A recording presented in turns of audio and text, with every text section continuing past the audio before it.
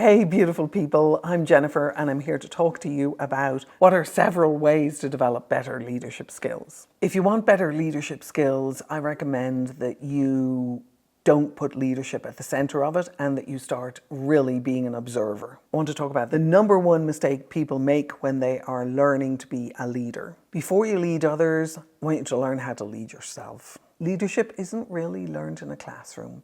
It's built through iterative practice and powerful feedback. At the end of this video, I want you to be able to understand the 3 foundational practices that will build your leadership capacity. I want you to be able to recognize what I refer to as the 6-step practice model and understand how observing and distinguishing are actually your first leadership moves, and understand how leadership lives in practices, not necessarily in positions. I want you to come out of the end of this with a clear path as to how to move forward now on really building your leadership capacity.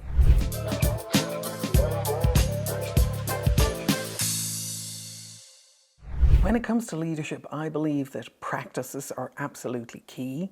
So a lot of us have been taught to think about leadership as I read all the right books, I learn all the right frameworks, I listen to all the right gurus. All that is absolutely fantastic. You're listening to one right now. Not necessarily a guru, but certainly someone who deeply cares about your ability to be able to lead and your ability to be able to innovate. I think about both innovation and leadership as practices. So whenever you're reading one of those books, I really ask you to think about the question for yourself of what new practice am I going to onboard? And you'll build your ability to be able to onboard new practices quickly if you start thinking of leadership as a set of practices that I want to be able to put into action every single day at work. So our ability to be able to observe new practices, design new practices, put those new practices into place is really what determines our ability to be able to accelerate our leadership skills building and our leadership capacity development. Because the thing about having lots of nice skills and having lots of nice concepts and lots of nice ideas, they're not really super valuable unless you can actually put them into action. Practices are what's going to allow you to be able to make that transition. The first essential step in building these leadership practices is for you to be able to observe what's going on around you, what's going on with other leaders around you. And by that I mean that we need to be able to see clearly what's happening, why it's happening, and what matters, and how what's going on is different than the status quo. So the most effective leaders are people who are going to bring innovation or bring new opportunities or new possibilities into a workplace. If we're simply sticking with the absolute status quo, because everyone else around us and our competitors are looking for new, more innovative ways to do things, we're gradually going to lose market share, lose leadership capacity, lose our position in the marketplace, in the world, in the organization. So if we're not constantly asking, how is this moving us forward from the status quo? Why does it matter? Why is it happening? Then we're putting ourselves in a position where we're not really going to be an effective leader. So I have a 6-step practice model that helps you really begin to understand how to start asking these questions that will allow you to build much more powerful leadership practices. I talk about it in my book, The Innovation Mindset, and I'm going to unpack some of it here with you now. So the first thing to do when you're looking to understand what's going on around you in terms of changes that are happening in your organization or leaders that are leading in your organization is to begin to distinguish what are they doing. Are they building a story? Are they building a vision? Are they inviting people to engage with them in making something amazing happen? What are the practices that they are showing in action for you every single day? And begin to start making yourself a really astute observer of those practices. Are they making powerful offers? Are they declaring new possibilities? Are they making deep commitments to a vision that they hold, that they are looking to share with other people and invite other people into? So it works exactly the same way as it does when you get a new car. And say it happens to be a Mini Cooper. And you're out in your fantastic new Mini Cooper and all of a sudden you're seeing Mini Coopers all over the place. It's not because everyone decided that they were going to buy a Mini Cooper at the same time as you. is because once you start observing something, you start really distinguishing it and going, oh, that's a Mini Cooper. Now I see another one, and I see another one, and I see another one. The same thing happens with leadership practices. Once you start observing and distinguishing for yourself what it is that other leaders who you admire are doing, then what happens is you start seeing those practices pop up all around you, and you're opening the door for yourself to be able to build those practices for yourself and to pick and choose the ones that you think are really powerful and that resonate with you.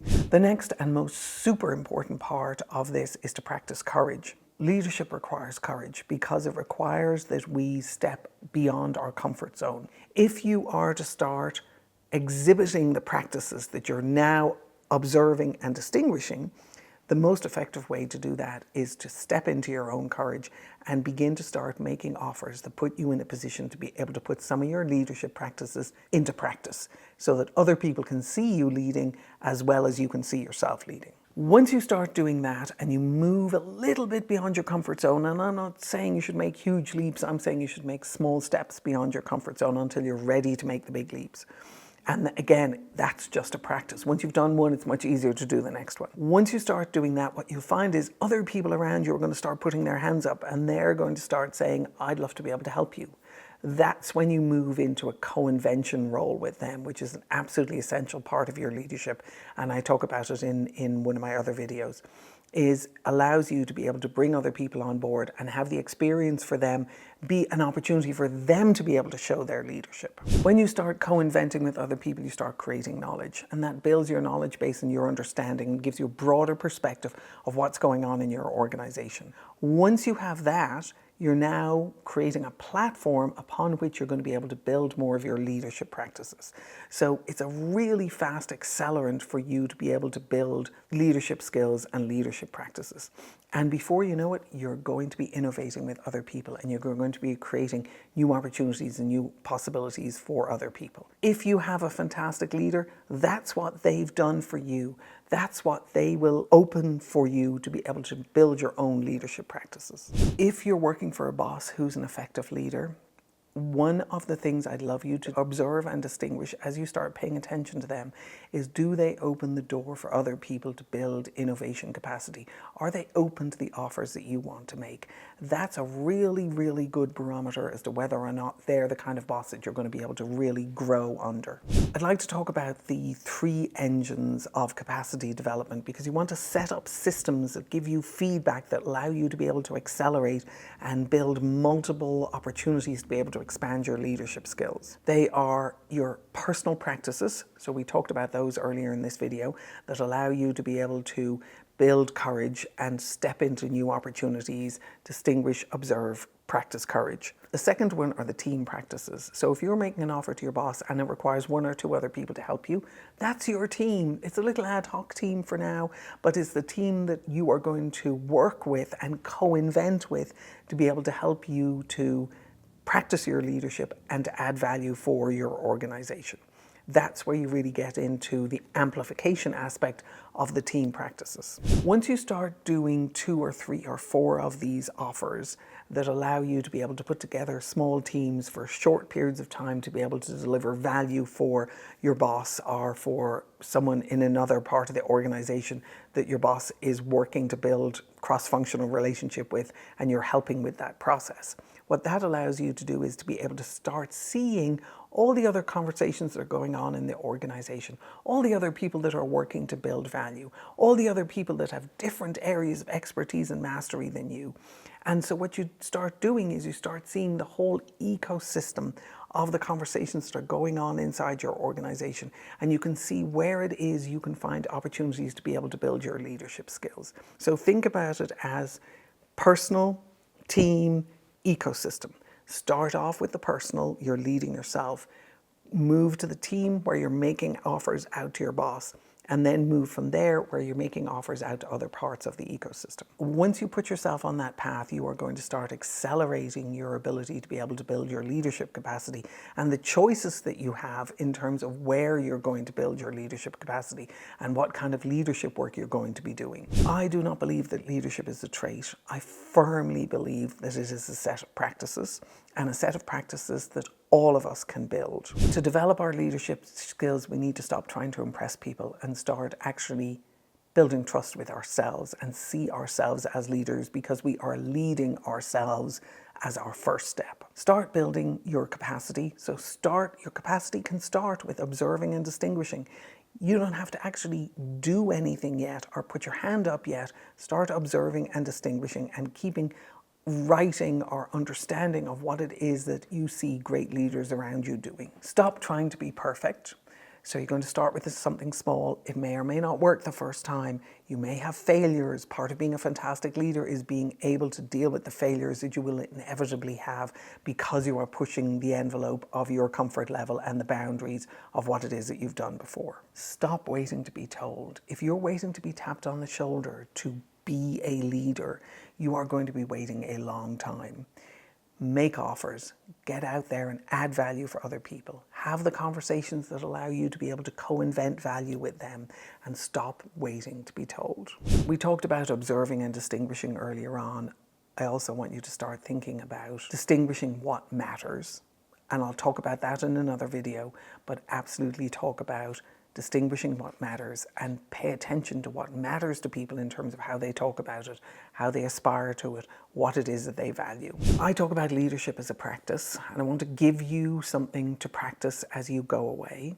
Before I do that, I'd love you to subscribe to this channel. There are going to be a lot more videos on helping you build your leadership capacity and your innovation capacity. It's totally free to subscribe. I'm doing this because I want to get 1 million women and men promoted, and I hope that you're going to be one of them. So a key practice I want to leave you with is observing common sense and being in wonder. That's actually 2 practices. But the reason why I want to put those 2 things together is lots of times when we see people doing great things, we go, oh, they're great. And we attribute it to the actual person. Or we see them doing something stupid, we go, oh, that person must be an idiot. And we attribute it to them and say they're an idiot. And that's why they're doing what they're doing. It's much more effective for you as an aspiring leader or someone who is building their leadership capacity and their leadership skills to be able to look at the person who does something great and go, I wonder why it occurred to them to do that. I wonder why it is they're doing that.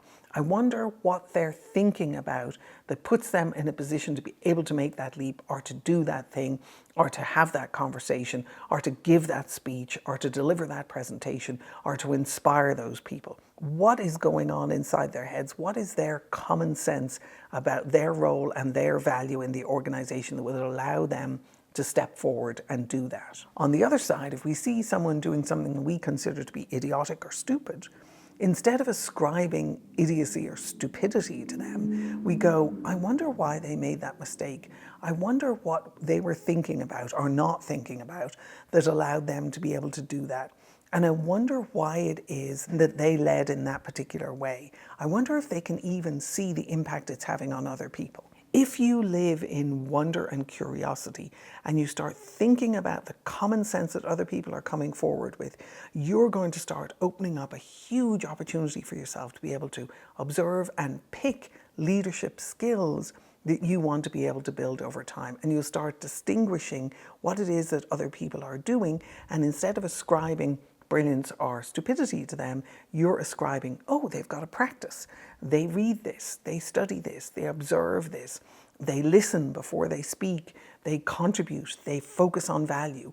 What are the practices that other people have that you can also build that will allow you to be a fantastic leader and build amazing leadership skills? As you start being courageous and looking for several different ways to build your leadership skills, I'd love you to let me know how that's going. If you want to engage with me, let me know down in the comments and let's talk about it. One of the other things that would be valuable for you is to start thinking about your next promotion. I have an assessment that I think will help you a lot, which is getpromotedassessment.com, link down in the comments below.